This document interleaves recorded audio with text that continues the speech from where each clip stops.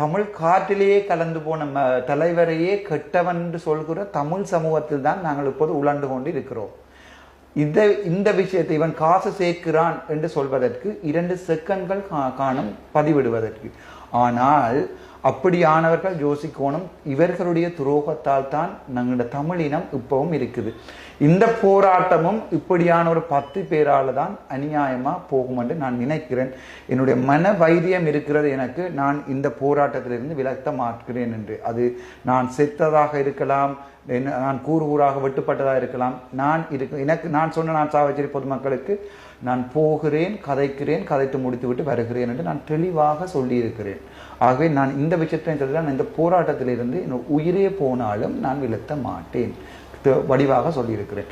5 வருடம், அதாவது குருபரன் ஐயா வந்து என்னுடைய கோர்ஸில் சொன்னார், 5 வருடம் ஆன்லைன் ஆக்டில் மூலம் இவரை சிறையில் தரலாம் என்று.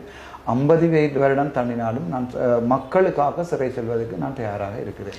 இன்றைய நீதிமன்ற நித்யானந்த சுவாமிகள் சொல்வது போல் சும்மா இருந்து பிச்சை எடுத்து கொண்டிருந்தவனை கைலாசாவில் கொண்டே வைத்து விட்டார்கள். இப்போது வைத்து விட்டோமே என்று ஒரு கூட்டம் குதறுகிறது, அங்கேயே இருக்கோன்னு சொல்லி மக்களே சொல்கிறார்கள். நான் அரசியலுக்கு வந்து விடுவேனா என்று, ஐயா நீங்கள் அரசியலுக்கு வர வேண்டாம் என்று சொல்லி அரசியல் கட்சிகள் என்னுடைய குவார்டர்ஸ் வாசலில் நிற்கின்ற வரலாறு தான் இப்போ இருக்கிறது. தெளிவாக சொல்வதாக இருந்தால் இதே தலைவர் தனது உடம்பையும் கொடுத்து, தன்னுடைய மனைவியையும் கொடுத்து, பிள்ளைகளையும் ஆகுதியாக்கி